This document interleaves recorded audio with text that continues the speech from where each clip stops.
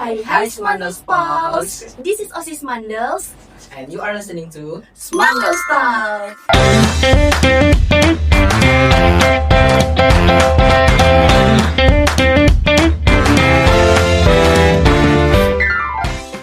Oke, kembali lagi Smandels Pals di Smandels Talk episode kali ini dengan saya Indira Cinta Surifa selaku host dan partner saya Muhammad Agar Rahman selaku host kita pada hari ini. Oke, Smandels Pals, gimana nih kabarnya hari ini? Semoga dalam keadaan baik ya. Nah, Smandels Pals pernah nggak nih melihat ada seseorang yang begitu aktif dalam berorganisasi sekaligus dalam bidang akademik? Tentunya, pasti semangat kita akan tumbuh dan termotivasi ingin menjadi seperti mereka. Ya, pastinya Smandels Pals semua ini kayak penasaran gak sih dengan tips-tips dan cara-cara kayak kita ini berorganisasi tapi harus hijau fokus dalam akademik. Jadi, itulah kenapa kita akan sharing-sharing dengan narasumber kita hari ini. Narasumbernya itu spesial sekali Kak Agra. Banget. Nah, buat teman-teman Smandels Talk yang mau tahu tips konsisten antara organisasi dan akademik, nonton sampai habis ya. Oke, Smandels Pals, tanpa berlama-lama lagi nih, mari kita sambut narasumber terkeren kita yaitu Kak Gerald dan Kak Azel. Smandels Pals, jadi kali ini kita kedatangan bintang tamu yang sangat spesial nih, yaitu alumni dari SMA Negeri 18 Makassar. Kita sambut Kak Gerald dan Kak Azel. Halo Kak, mungkin sebelum kita mulai sharing-sharingnya ini, kakak-kakak bisa perkenalan diri dulu ke Smandels Pals. Asal mungkin dulu. Ya, oke, thank you. Hai Smandels Pals, perkenalkan saya Azelia Rizky Furkani dan Saya Gerald Brian, biasa dipanggil Gerald. Oke, mungkin Smandels Pals ini tidak asing nih lagi dengan wajahnya Kak Azel sama Kak Gerald, karena di episode sebelum-sebelumnya Smandels Talk itu sudah ada nih wajahnya Kak Azel sama Kak Gerald. Oke, Smandels Pals, Kak Gerald itu pernah menjabat sebagai Ketua OSIS periode 2022-2023, sedangkan Kak Azel pernah menjabat sebagai Koordinator Sekdit 9 Teknologi Informasi dan Komunikasi periode 2022-2023. Nah, tentunya untuk menggapai prestasi itu nggak mudah loh Smandels Pals. Pasti ada aja halang rintang yang dilalui. Maka dari itu, kita akan sharing-sharing nih. Bagaimana caranya Kak Azel dan Kak Gerald bisa lewatin itu semua. Nah, gimana nih caranya Kak Azel dan Kak Gerald untuk membagi waktunya antara fokus ke akademik dan organisasi? oke, mungkin Gerald dulu. Dari saya nih. Oke, jadi pertanyaan itu bagaimana cara seimbangkan antara organisasi sama akademik di sebenarnya dari saya pribadi waktu SMA itu saya juga masih bingung bagaimana caranya temukan cara yang sesuai dari pribadi saya atau yang cocok untuk menyeimbangkan antara keduanya. Tapi sebenarnya setiap pilihan yang diambil itu ada konsekuensinya masing-masing. Jadi kalau saya itu percaya dari antara keduanya itu memang harus ada yang bukan sih dikorbankan, tapi ada satu bidang yang kita harus lebih ya betul, lebih banyak fokusnya di situ daripada yang satunya. Tapi bukan berarti yang satunya ini kita telantarkan begitu saja. Nah, jadi selanjutnya karena itu apalagi akademik toh kita kan dikasih sekolah sama orang tua atau bukan dikasih sekolah untuk ikut OSIS dan organisasi segala macamnya di 18 begitu. Jadi tetap fokus utamanya itu akademik, tapi yang kegiatan lainnya itu tetap distabilkan karena kegiatan lainnya itu penting juga. Jadi sebagai penunjang untuk soft skill toh apalagi OSIS. Itu aja sih dari saya. Mungkin dari Asal ada yang ingin ditambahkan. Oh ya, oke. Mungkin tadi pertanyaannya bagaimana cara seimbangkan akademik dan juga organisasi. Nah, kalau saya sendiri itu kebetulan saya tipikalnya tuh lebih suka belajar di luar kelas. Jadi, tapi bukan berarti tanggung jawab saya yang dalam kelas itu saya lupakan begitu saja. Karena sebagai selain tanggung jawab kita sebagai siswa, kita juga punya tanggung jawab sebagai anak yang mana kita disekolahkan oleh orang tua kita untuk bagaimana kita bisa tetap berpendidikan begitu di dalam kelas maupun di luar. Nah, makanya tergantung skala prioritas lagi. Apabila ada tugas-tugas itu tetap saya kejar ketertinggalanku, dan juga kalau umpama tugas-tugas organisasi itu juga tidak bisa dilepas tanggung jawab karena kita kan dipercaya begitu di OSIS. Jadi kayak anunya lah bakal kita dapat sendiri bagaimana caranya untuk membagi waktu antara dua itu. Oke Kak, kalau misalnya disuruh Ki memilih yang mana yang lebih kita prioritaskan antara organisasi dan akademik? Mungkin bisa dimulai dulu dari Kak Gera. Oke, jadi sebenarnya ini pertanyaan mungkin banyak sekali ditanyakan sama teman-teman yang baru mulai menjalankan organisasi begitu, apalagi di masa-masa SMA dan masih bingung bagaimana figure out-nya toh. Jadi kalau saya sendiri tuh kembali lagi ke jawaban pertanyaan pertamaku, tanggung jawab dari diri sendiri saya itu kan disekolahkan sama orang tua itu untuk menuntut ilmu. Jadi pertamanya saya utamakan akademikku, karena apa gunanya saya berprestasi di organisasi seperti OSIS, di internal sekolah dan lain sebagainya, tapi saya tidak bisa catch up sama akademikku. Nah betul, jadi jangan sampai ini saya ketertinggalan terus, malah akhirnya saya di Dewa dan sekolah begitu kan tidak ada gunanya. Harus tidak sampai begitu Ji. Itu tetap akademik, tapi bukan berarti organisasi itu tidak penting, karena di organisasi itu kita juga banyak sekali belajar hal yang mungkin tidak kita dapatkan di bangku formal pendidikan Dapat seperti juga di sekolah. ada relasi di Betul kampus. sekali, networking juga itu penting untuk di masa yang akan datang sih. Itu sih kalau dari saya, mungkin dari Asel lagi.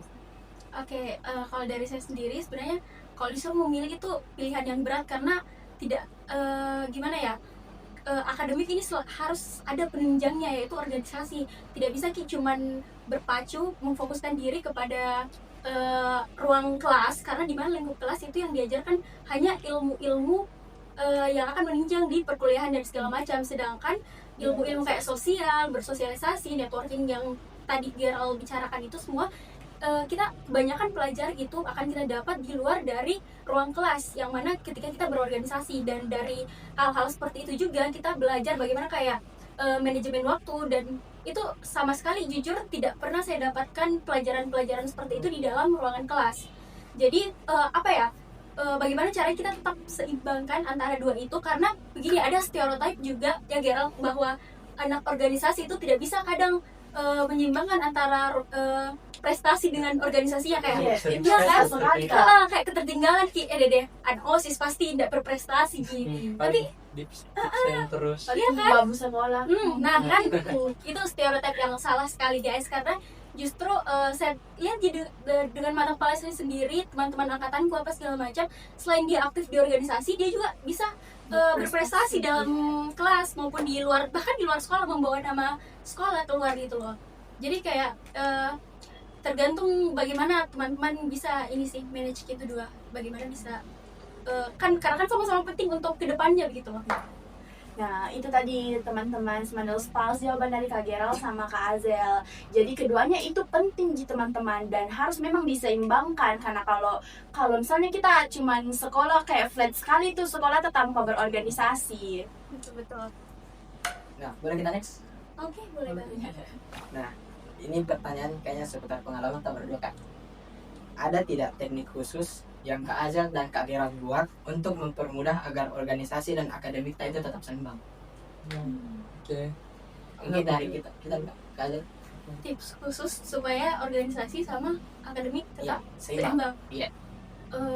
Kalau saya tuh bagaimana kan di organisasi itu kadang ada kayak proker-proker yang memang bertanggung jawab penuh di situ. Iya. Peran yang diambil itu kayak memang menunjang di situ. Jadi kayak kalau umpama memang peranku di situ harus lebih fokuskan di situ, ya yang itu dulu aku fokuskan. Nanti ini kan itu juga pentingnya harus punya teman dalam kelas yang bisa bantu untuk kejar ketertinggalan dalam kelas. Makanya kayak biasa kadang kalau fokus ke organisasi ataupun OSIS, teman-temanku yang dalam kelas itu bakal tetap suportif ke saya, kayak dia tanya aja, ini ketertinggalanmu, ini yang harus kamu ini kejar gitu loh. Mungkin itu aja sih. Kalau dari kita? Oke, kalau dari saya sendiri, cara seimbangkan antara organisasi akademik itu saya lebih baik gunakan kayak alat-alat bantu lainnya, seperti kayak bikin to-do list begitu. Nah, sebenarnya kalau waktu SMA itu saya sebenarnya bukan yang well organized sekali orangnya. Saya bikin to-do list, tapi saya numpukkan begitu, tapi tidak saya kerjakan. Nah, kesalahannya juga karena saya numpuk to-do list itu terlalu banyak, jadi untuk kerjakannya saja itu sudah capek duluan nih, Malas kejadian betul juga, sekali. Kak. Betul. Belum lagi ada tanggung jawab yang harus dihadapi di waktu yang sekarang itu tuh. Nah, lambat laun saya mulai ambil lagi pelajaran kalau hal seperti itu tidak benar. Kayak harus kita fokuskan yang betul-betul misalnya di to-do list itu harus dibikin yang detail, sedetail mungkin apa tugas di dalam tanggung jawab itu.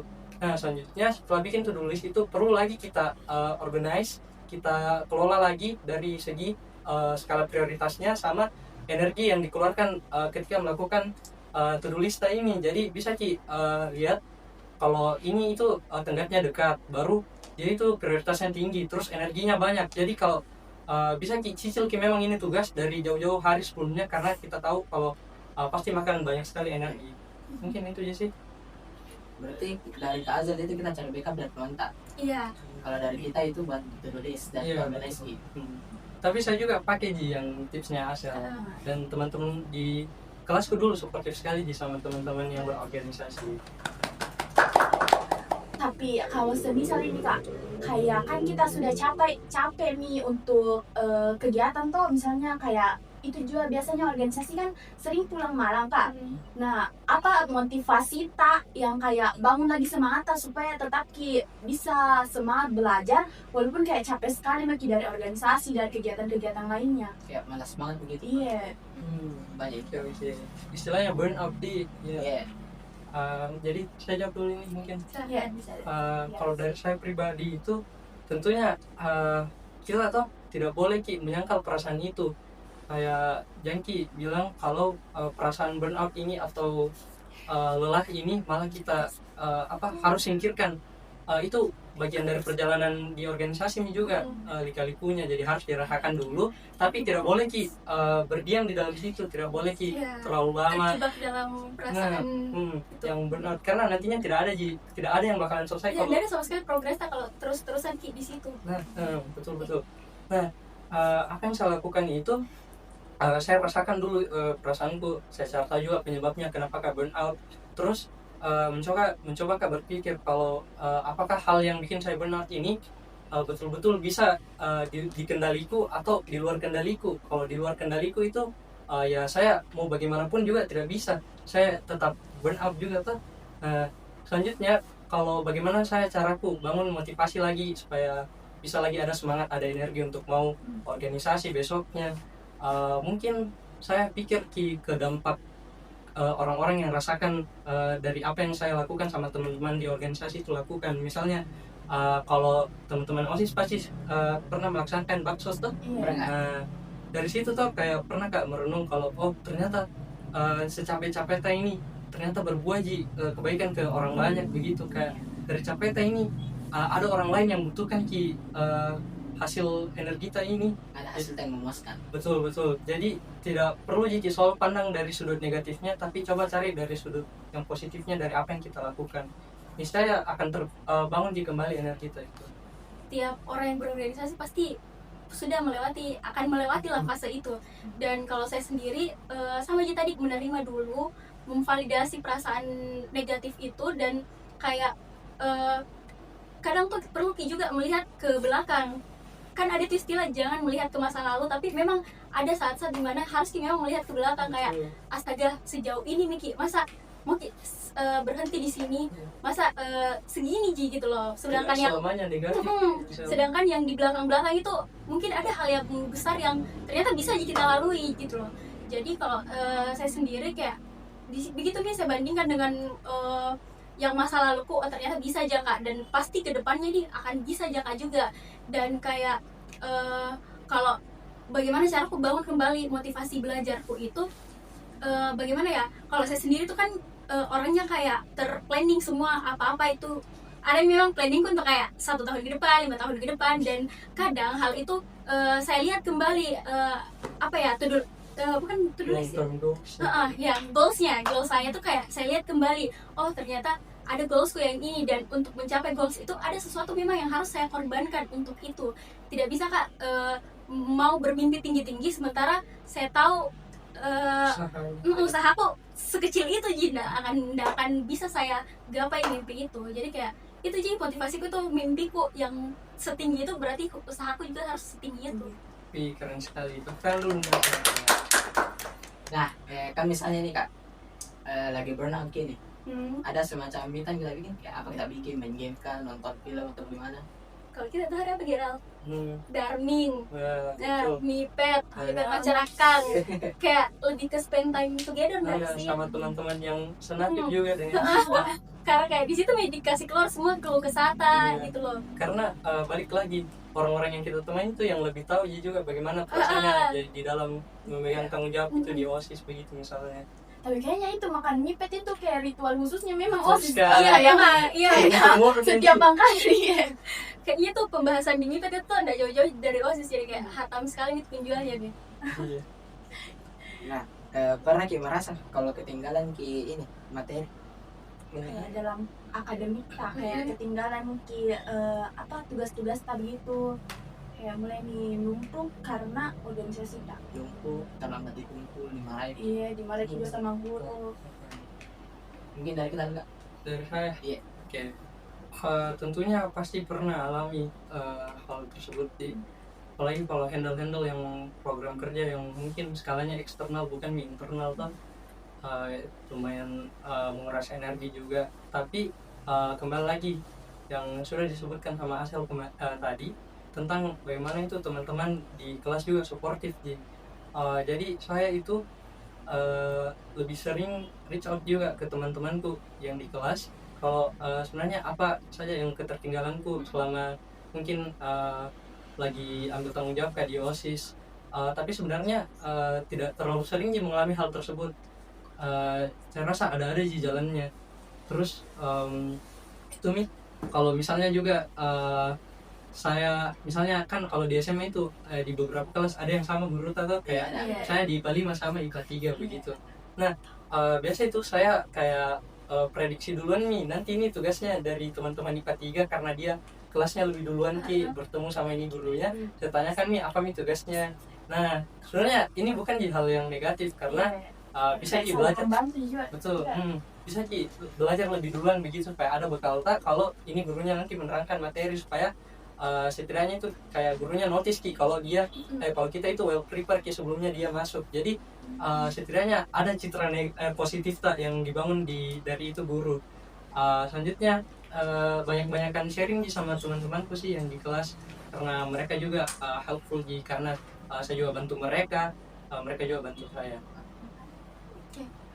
Balik saya di Iya. oke, kalau saya sendiri bagaimana caraku apakah pernah mengalami ketertinggalan? Itu pasti pernah, tapi kembali lagi bagaimana cara diri tak sendiri melalui kesadaran masing-masing sebenarnya bagaimana kita mengejar ketertinggalan itu dan tidak melulu harus berharap teman tak yang kasih tahu Ki, tapi memang kita ada yang harus bertanya ke mereka dan mereka pasti welcome dengan hal itu. Pasti mereka kasih tahu di sini ketertinggalanmu bagian ini. Dan kalau umpama kayak ada apa ya, umpama guru masuk dan saya memang tidak bisa menghadiri pelajaran itu, mungkin saya kayak lebih akan jelaskan alasanku dengan sangat detail kenapa saya tidak bisa hadir untuk pelajarannya ini karena ada tanggung jawab di luar. Dan rata-rata guru itu kayak memaklumi sebenarnya kalau jelas memang apa yang menjadi alasanmu.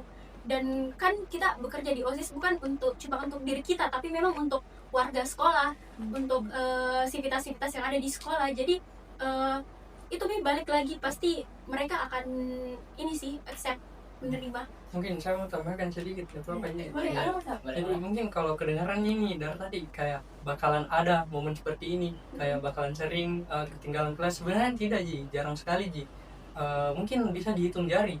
Dan bedanya anak organisasi sama yang lainnya itu yang bolos-bolos sekolah itu tentunya tidak sama seperti itu, meninggalkan tanggung jawab saja begitu. Tapi ada apa ya tindak lanjutnya dulu dari internalnya OSIS dulu, misalnya mengajukan kayak dispen ke pihak sekolah terlebih dahulu supaya dibikinkan surat izin betul untuk kemudian ditaruh di kelas kalau memang tidak bisa sekali untuk menghadiri pembelajaran di hari itu sih. Tapi sudah jarang sekali hal tersebut terjadi. Kalau misalnya tadi kan pertanyaan seputar terlambat dari segi akademik, kalau dari organisasi bagaimana? Kayak lagi sibuk sekali begini kerja tugas, tapi ada job desk tak yang numpuk Iya. juga. Jadi kayak ada nggak sih perasaan tak yang kayak jenuh Ki di organisasi karena tugas-tugas tadi juga yang kayak harus kita selesaikan, jadi kayak capek mungkin, terus kayak mungkin itu juga bisa ada nggak kayak Di perasaan combo juga sama iya. tugas sekolah. Pasti enggak sih, Combo pasti enggak sih orang merasakan seperti itu. Kalau saya sendiri, iya sih, karena tugas organisasi itu entah kenapa ya, menurutku kalau di organisasi itu harus mengeluarkan effort lebih besar, karena bukan cuman otak tak yang berpikir, tapi anggota badan tadi itu juga bergerak untuk melakukan hal itu. Dan apalagi kalau umpama didukung sama apa ya, didukung sama lingkungan yang kayak kadang tidak suportif untuk kita seperti itu. Tapi ya balik lagi ke tanggung jawab tak yang pertama, dan di khususnya di angkatanku itu mereka kayak saling menguatkan banget sih, kayak oke banget di solidaritasnya. Jadi kalaupun ada kayak ketertinggalan seperti itu, ada sih kayak umpama saya nggak bisa lagi, kan dulu saya di Sekbid 9 ya, jadi bagianku tuh kayak editing kayak Gerald itu selalu jadi backup saya untuk bagaimana ini mau progres editingmu, ada nggak yang bisa dibantu. Makanya itu kayak penting sekali solidaritas di dalam angkatan itu sih. Jadi kayak sering kayak saling membackup gitu loh. Ya, kalau dari saya mungkin kuncinya bonding lah sama teman-teman yang senasib sama kita, karena dari mereka juga ada tanggung jawabnya sebagai siswa. Terus saya lebih banyak sekali dapat ilmu dari mereka. Misalnya kebetulan juga di kepengurusan saya sama Asel itu ada beberapa teman yang ambis juga di akademik, dan bahkan paralel pertama di IPA dulu, mungkin disebut namanya di Ajeng. Ya. Jadi kalau teman-teman tahu itu Ajeng orangnya ambis, tapi dia bisa diimbangi dengan kegiatan non akademiknya, dengan organisasinya. Saya banyak belajar juga dari dia. Terus masalah akademik itu, sementara misalnya lagi ngurus organisasi terus sama-sama Ajeng, saya bisa ada kesempatan kalau free bisa tanyakan ke Ajeng kalau ada tugasku yang tidak mengerti begitu. Kalau ada juga misalnya kembali ke guru yang sama begitu, diajar di mata pelajaran yang sama, saya tanyakan juga model tugasnya ini di guru bagaimana. Jadi lebih banyak sharing-sharing sama bonding sih sama teman-teman gitu sih. Dan bahkan kalau di kita itu dulu kayak meskipun sesibuk-sibuknya di organisasi, tetapi akan meluangkan waktu untuk kayak belajar bersama, ataupun sering kayak play lomba bersama gitu. Jadi kalau kita itu lomba, ujung-ujungnya antara sama Kak Gerald lagi atau sama Kak Ajeng, pasti itu terus lagi. Jadi kayak salah sekali tuh stereotip yang bilang bahwa anak organisasi tidak akan bisa berprestasi, karena buktinya paralel yang ada di 18 dulu angkatanku itu rata-rata anak organisasi yang pegang. Oke. Sekali. Jadi bisa kita tampilkan fotonya Kak Ajeng. Ting ting. Nah Kak, mungkin kakak ini pernah dengar untuk angkatannya yang Smandel Spals yang kelas 12 itu TKA, tes kompetensi akademik. Nah Kak, pernah nggak sih kakak ini kayak kerja juga latihan-latihan soal 100 soal lah seperti itu, tapi ada juga kesibukan di organisasi. Nah mungkin bisa dikasih tips untuk anak kelas 2 Smandel Spals kelas 12 yang sedang kayak hektik-hektiknya ini buat kejar ini PTN ya, iya PTN-nya, iya TKA-nya juga, tapi masih aktif juga di organisasinya karena belum PDN setelah. Betul. Mungkin bisa dari Kak Azel. Oh ya, kalau saya sendiri kan kalau kerja soal begitu memang harus fokus yang lebih ya. Jadi kalau begitu kan saya kerja soal begitu memang ada waktunya, timingnya sendiri, kayak umpama di tempat les atau memang di saat malam hari, karena malam hari tuh otakku kadang lebih cepat bekerja. Jadi kalau tiba nih timingnya memang saya harus fokus ke hal itu, karena bukan hal sepele ini, kedepannya itu yang menentukan akan berakhir di mana kita.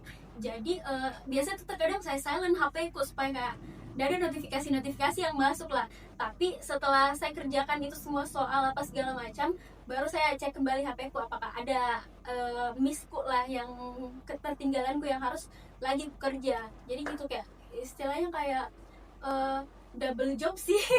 Tapi enggak apa-apa sih, multitasking banget. Memang anak organisasi harus multitasking sih.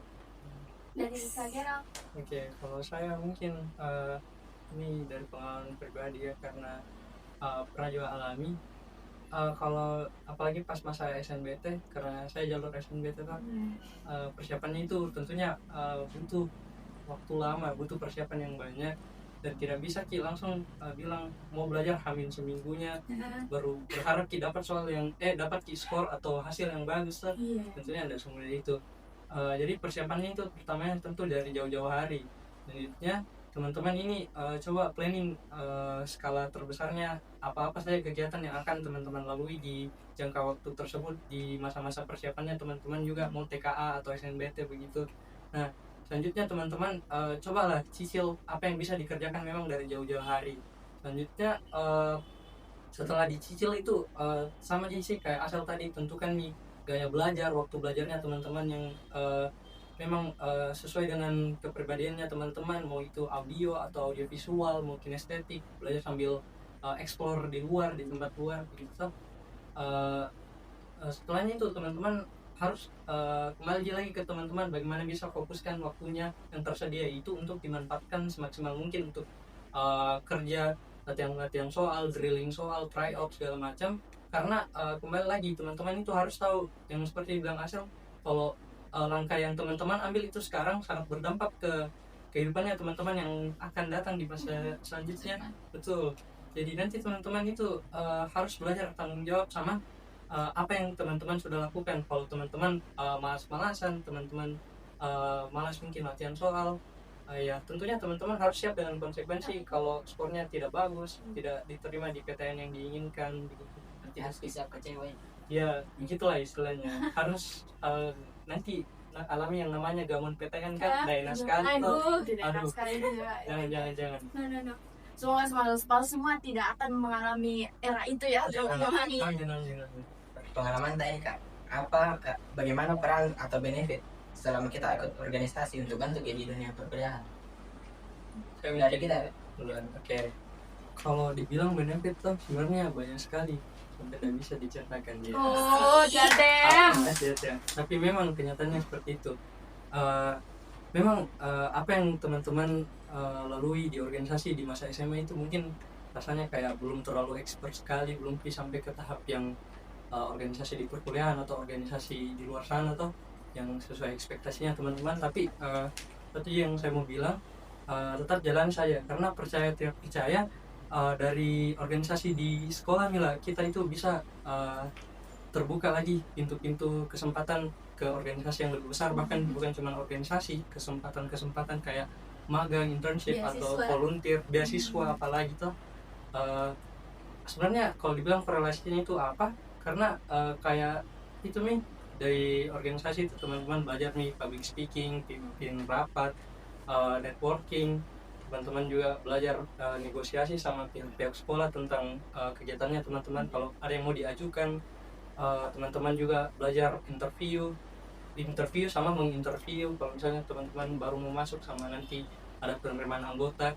Sebenarnya dari hal-hal sederhana seperti itu nanti yang akan buat teman-teman itu tidak kaget nih kalau dihadapkan dengan persoalan yang lebih kompleks lagi di perkuliahan.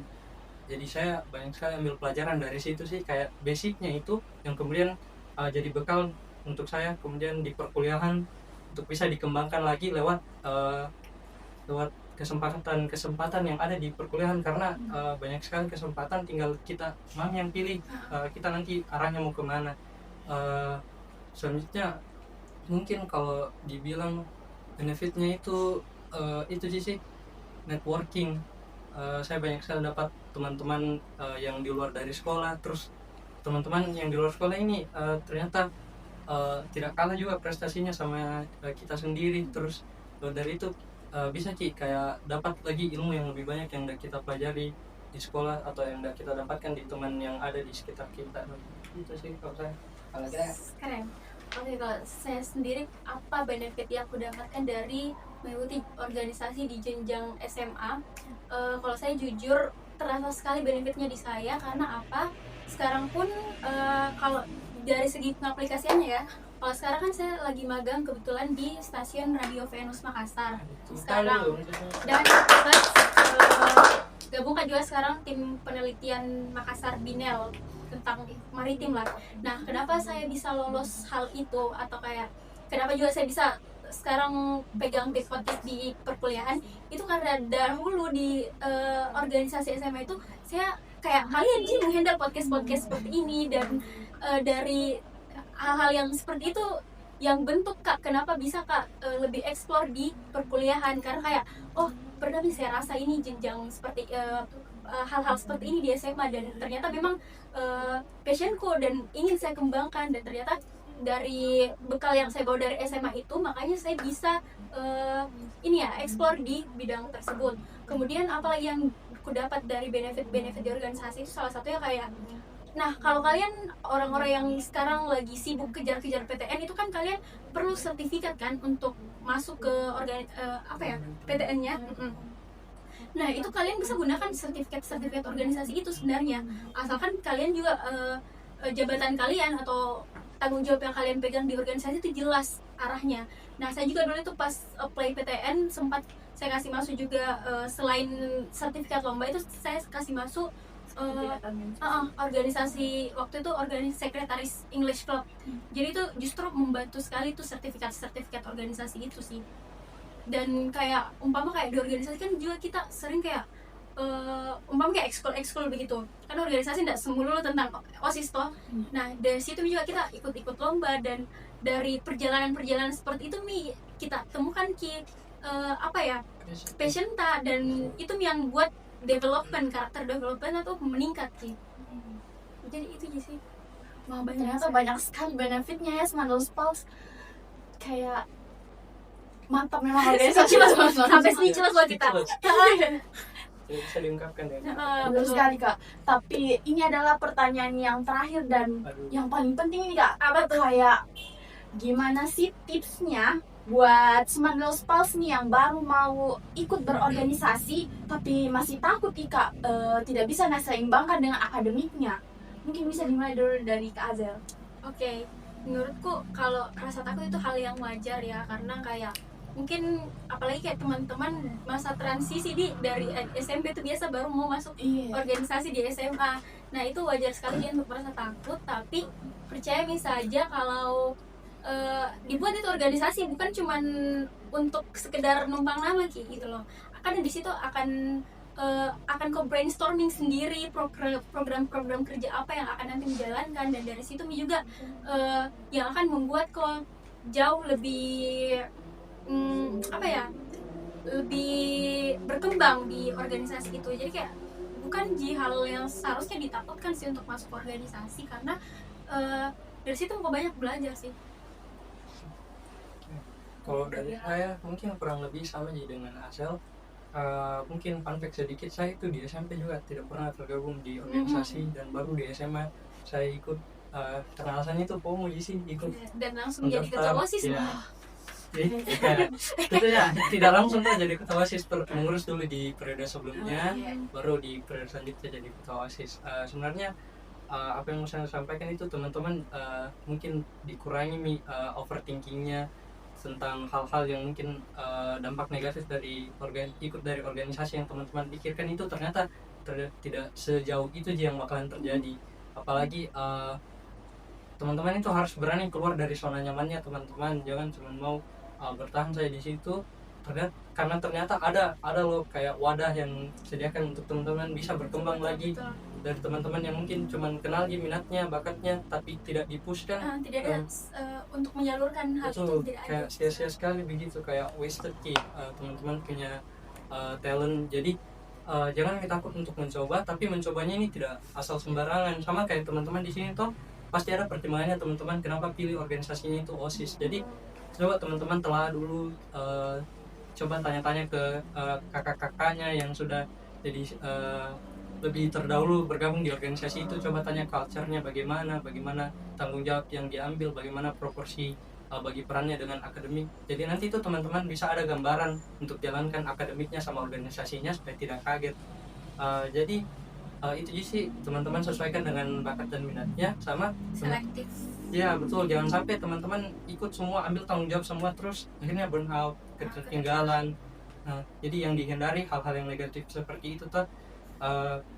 Sama teman-teman harus berani mencoba, karena kita tidak pernah tahu kesempatan terbukanya itu teman-teman ke tanggung jawab yang lebih besar lagi, prestasi yang lebih besar lagi itu ada di mana. Jadi coba saja, karena masih muda juga tuh. Dan ini asal mau Ki dan ikhlas pasti bisa itu. Iya, gimana ada kemauan di situ ada jalan. Nah itu dia tadi tips-tips hebat dan keren dari Kak Gerald dan Kak Azel. Berdua tepuk tangan. Mungkin Smandels Pulse di rumah ini bisa mengimplementasikannya dalam kehidupan sehari-hari. Jadi jangan cuma dinonton saja nah teman-teman. Oke, sekian mungkin untuk episode kali ini. Terima kasih ya teman-teman sudah menonton sampai habis. See you dan bye-bye.